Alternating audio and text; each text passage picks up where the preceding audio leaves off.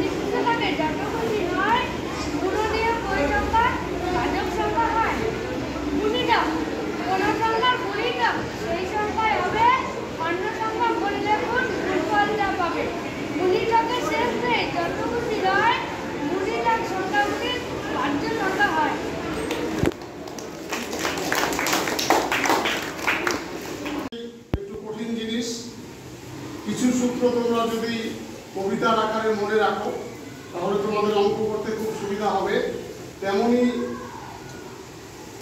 কিছু সূত্র কিছু বিষয় কবিতার মাধ্যমে আজকে উপস্থাপন হবে। আজকে আমাদের ক্লাস 7-এর ছাত্র বিশ্বদেব ত্রিভুজ সংক্রান্ত একটি কবিতা তোমাদের সামনে আবৃত্তি করব। শুরু করব। ত্রিভুজের প্রকারভেদ। বাহুভেদে 3 প্রকার, কোণভেদও 3। ত্রিভুজ হবে 6 প্রকার, জানবে সব 3। তিনটি বাহু সমান হলে সমবাহু সে হবে, দুটি বাহু সমান হলে সমদ্বিবাহু হবে, তিনটি বাহু আলাদা হলে বিষমবাহু হয়। বাহুভেদে 3 প্রকার, মনে যেন রয়। ত্রিভুজের তিনটি কোণে স্থূলকোণী হয়, সূক্ষ্মকোণী হয়। এই ত্রিভুজে স্থূলকোণী ত্রিভুজ নামে জ্যামিতিতে ডাকে।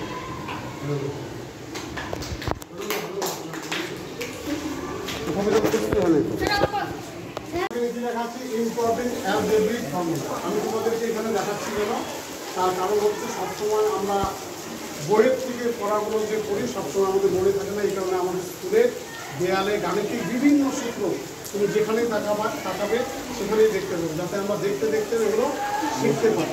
হ্যাঁ, হাঁটা চলার পথে দেখতে পারি, যে কোনো সময় কিন্তু দেখে শিখতে পারি। তাহলে গণিতের মূল বিষয়গুলোর মধ্যে অন্যতম হচ্ছে সূত্র না জানলে কিন্তু তাহলে বীজগণিতের যে ফান্ডামেন্টাল যে ফর্মুলাগুলো আছে তার মধ্যে হচ্ছে a plus B whole square. দেখো কি লেখা আছে, a square a minus B whole square, a square minus 2ab, a square plus B square, a plus B whole square minus 2ab, a square minus B square, a plus B, a cube plus B cube, a plus B, a square minus a plus B. এটা দিয়ে ভাবে লেখা যায় a plus B whole cube minus 3b into a plus. এইভাবেই তোমরা এই সূত্রগুলো এখান থেকে পড়বে, দেখবে। এই কঠিন বিষয় তোমরা যদি অনেক সময় কবিতার আকারে সূত্রগুলোকে মনে রাখো বা বিষয়গুলোকে মনে রাখো, তাহলে তোমাদের অঙ্ক কিন্তু খুব সহজ হয়ে যাবে। তা আজকে ত্রিভুজের উপরে একটি কবিতা তোমাদেরই ক্লাসের সহপাঠী বিশ্বদেব শোনাবে। তোমরা সবাই আনন্দের সঙ্গে শোনো। অঙ্কের বিষয় নিয়ে একটি কবিতা বলবো। কবিতাটির নাম হচ্ছে ত্রিভুজের প্রকার। বাহুবেগে 3 প্রকার, কোণ হলো 3। ত্রিভুজ হবে 6 প্রকার, জানবে সব কিছু। 3টি বাহু সমান হলে সমবাহু সে হবে। দুটি যদি সমান হয় মধ্যবাহু হবে। 3টি বাহু আলাদা হলে বিষমবাহু হয়। কোণ বাহুভেদে 3 প্রকার মনে যেন হয়। 3টি কোণে সূত্রফল যে ত্রিভুজে থাকে সূত্রকোণী ত্রিভুজ নামে জ্যামিতিতে রাখি। সমকোণী সূত্রকোণী দুটি সমকোণী ত্রিভুজ নয়, জানতে হবে কি মূলকোণ একটি থাকলে স্থূলকোণী হয়। কোণ ভেদে এই ত্রিভুজটা মনে যেন হয়।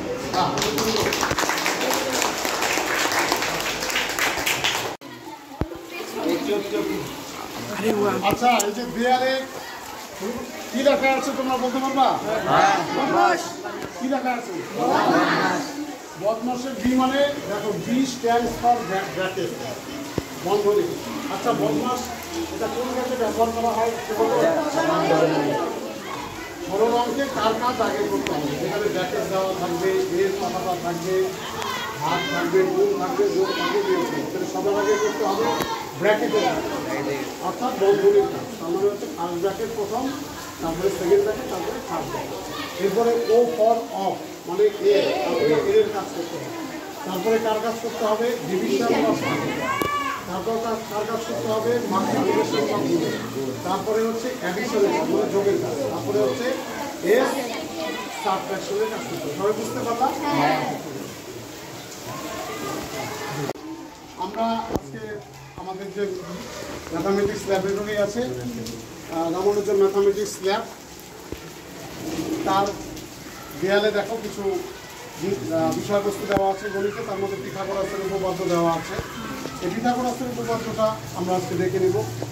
এই পিথাগোরাসের উপপাদ্য বলা আছে, কোনো সমকোণী ত্রিভুজের অতিভুজের উপর অঙ্কিত বর্গক্ষেত্রের ক্ষেত্রফল অপর দুই বাহুর উপর অঙ্কিত বর্গক্ষেত্রের ক্ষেত্রফলের সমষ্টির সমান। অতিভুজ কাকে বলে তোমরা প্রত্যেকেই জানো। সমকোণী ত্রিভুজের সমকোণের যে বিপরীত বাহু তাকে বলা হয় অতিভুজ। এই যে এখানে দেখো, এই যে একটা সমকোণী ত্রিভুজ, এর অতিভুজের উপরে একটা বর্গক্ষেত্র অঙ্কন করা হয়েছে। তারপর এটা হচ্ছে এই সমকোণী ত্রিভুজের লম্বের উপরে একটা বর্গক্ষেত্র অঙ্কন করা হয়েছে, এটা ভূমি অর্থাৎ অপর দুই বাহু, এটার উপরে একটা বর্গক্ষেত্র অঙ্কন করা হয়েছে। তাহলে পিথাগোরাসের উপপাদ্য অনুযায়ী প্রমাণ করা যায় যে এই বর্গক্ষেত্রের ক্ষেত্রফলটা, অর্থাৎ এই যে বর্গক্ষেত্রটা দেখতে পাচ্ছ, এই ক্ষেত্রফলটা হচ্ছে এই হলুদ রঙের বর্গক্ষেত্রের ক্ষেত্রফল এবং নীল রঙের বর্গক্ষেত্রের ক্ষেত্রফলের সমষ্টির সমান। অর্থাৎ a square plus C square equal to হচ্ছে এটাই হচ্ছে পিথাগোরাসের উপপাদ্য। তোমরা সবাই বুঝতে পারলে তো?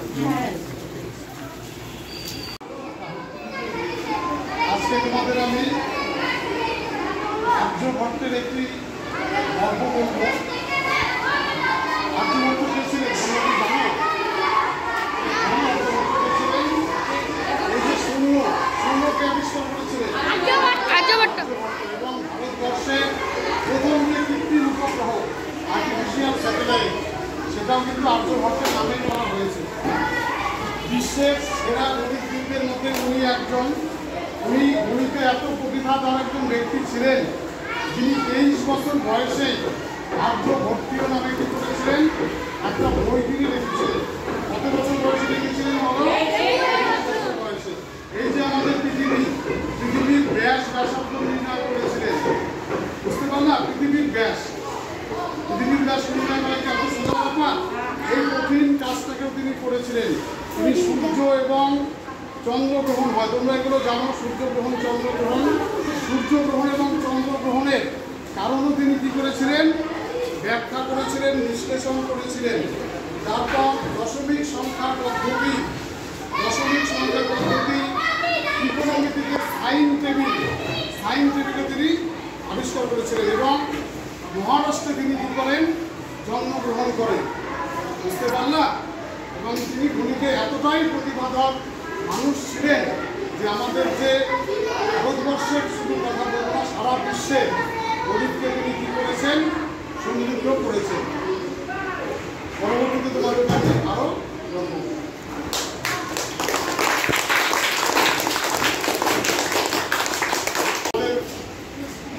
বিষয়ে বীজগণিত আছে নাকি?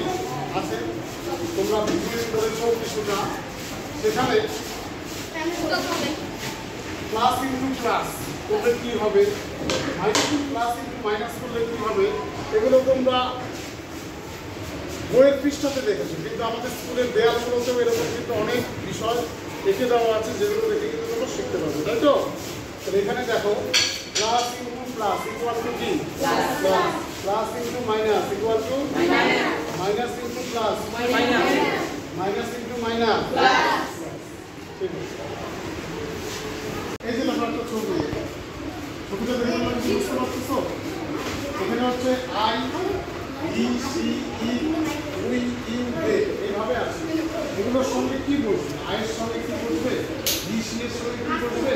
উই ইউ বা দের সঙ্গে কি বসবে, তাই না? এগুলো আমাদের বুঝতে অনেক সময় অসুবিধা হয়, বিশেষত যারা দুর্বল থাকতো। দেখো, আয়ের সঙ্গে কি বসছে?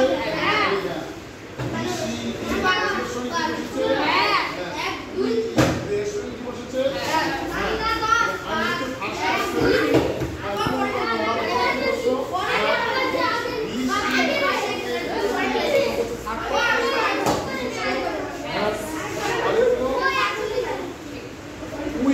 আবার হচ্ছে ফার্স্ট পারসন, তাই তো? কি বসবে? Have you. সেকেন্ড পারসন এর সঙ্গে কি বসবে?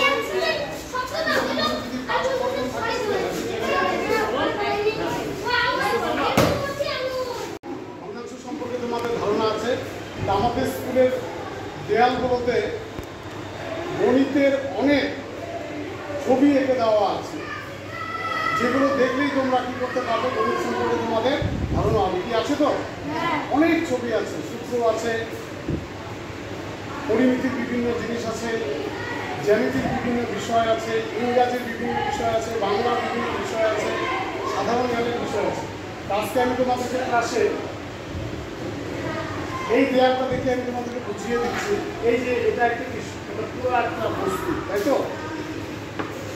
এটাকে আমরা কি সম্পূর্ণ একটা জিনিস, এটাকে আমরা এক দিয়ে রেখেছি। এটা একটা সম্পূর্ণ জিনিসের কতটুকু নেওয়া হয়েছে? এটাকেই আমরা গণিতের ভাষায় লিখি 1/2 বা হাফ। এটাকে কয় ভাগ করা আছে? ত্রিভুজটাকে 3 ভাগ করা আছে। কয় ভাগ নেওয়া হচ্ছে? 2 ভাগ। এটা মানে কিভাবে লেখা হলো? 2/3 আকারে লেখা হলো।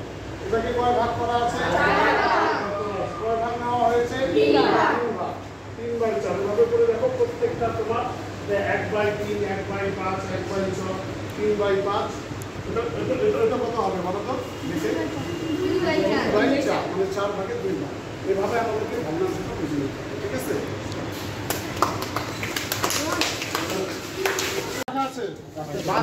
বাস্তব সংখ্যা তোমরা ক্লাসে অঙ্ক করো, কিন্তু আমাদের স্কুলের দেয়ালগুলোতেও দেখো চারপাশে অঙ্কের বিভিন্ন বিষয়বস্তুকে উপস্থাপন করা আছে। তোমরা এগুলো দেখে অনেক কিছু শিখতে পারবা, অনেক ক্লাসরুমের বাইরেও আমরা অনেক কিছু শিখতে পারবো। তা বাস্তব সংখ্যা তোমাদের সিলেবাসের অন্তর্ভুক্ত। তা সংখ্যার আবার বিভিন্ন প্রকারভেদ আছে, তার মধ্যে দেখো স্বাভাবিক সংখ্যা। মানুষ গণনা করতে গিয়ে যে সংখ্যাগুলো আবিষ্কার করেছিল, তৈরি করেছিল, সেগুলোকে বলা স্বাভাবিক সংখ্যা। 1 2 3 এগুলো। এরপর হচ্ছে অখণ্ড সংখ্যা। অখণ্ড সংখ্যা কোনগুলো? 0 1 2 3। 0 কি স্বাভাবিক সংখ্যা? তোমরা বলতে পারবে? 0 কিন্তু স্বাভাবিক সংখ্যা না। পূর্ণ সংখ্যার মধ্যে আবার আছে ধনাত্মক সংখ্যা, আবার ঋণাত্মক সংখ্যা। -2 -3 -1 এগুলো হচ্ছে সব ঋণাত্মক সংখ্যা। আর ধনাত্মক সংখ্যা কোনগুলো? 0 1 2 3 এগুলো। আর এরপর হচ্ছে মূলত সংখ্যা এবং হচ্ছে অমূলত সংখ্যা। তোমরা এগুলো জানো যে সংখ্যাগুলোকে p/q আকারে প্রকাশ করা যায়, তাই না? তাদেরকে বলা হয় কি? তাদেরকে বলা হয় হচ্ছে মূলত সংখ্যা। যেমন 2 0 এগুলো কিন্তু p/q আকারে প্রকাশ করা যাবে, তাহলে এটা মূলত সংখ্যা। আবার দেখো এখানে √2 যদি আমরা ক্যালকুলেশন করি, আমাদের মানটা আসবে কত? 1.414, তারপরে আরও আসতে থাকে। তাহলে এটাকে কি আমরা p/q আকারে প্রকাশ করতে পারবো? বলো, পারবো না। অন্য বলে তো পারবো কিনা? পারবো না। তাহলে এই কারণে এটা হচ্ছে অমূলত সংখ্যা। ঠিক আছে, এখন এখানে আসো। Without mathematics, there is nothing you can do. Everything around you is mathematics. Everything around you is number. আমাদের চারপাশে যা আছে সবকিছু কিন্তু অঙ্ক। অঙ্ক বাদ দিয়ে কিচ্ছু নেই। আমরা যেদিকে তাকাবো সেদিকেই অঙ্ক। এই যে তোমরা গ্রিলটা দেখতে পাচ্ছ, গ্রিলটার একটা আয়তাকার, তাই না? এই যে তোমরা এটা দেখতে পাচ্ছ, এটা একটা সমকোণী ত্রিভুজ। এই যে দেখো সমকোণী ত্রিভুজ, বুঝতে পারলা? এটা একটা কি দেখতে পাচ্ছ? এটা একটা বর্গক্ষেত্র দেখতে পাচ্ছ। এই কথাটা বলেছি সুন্দর দেখি, যাকে হিউম্যান কম্পিউটার বলা হয়, তাই না? আমাদের চারপাশে আমরা যা দেখছি সব কিছু দেয়ালের সামনে দাঁড়িয়েছি। অনেকে আছে তোমরা ইংরেজিতে বানানে তোমাদের সমস্যা হয়, হয় না? তোমরা যাতে স্কুলের দেয়াল থেকে বানান শিখতে পারো ইংরেজিতে, করে দেওয়া। ধরো তো এই বাকিটা কিসে? বানান কি দেওয়া আছে? দেখো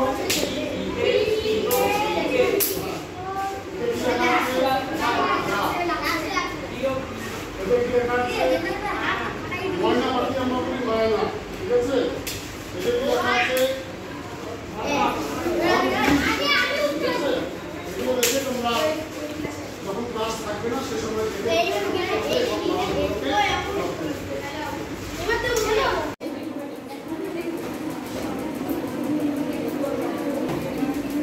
সমকোণী ত্রিভুজের ক্ষেত্রফলের পদ্ধতি বলে।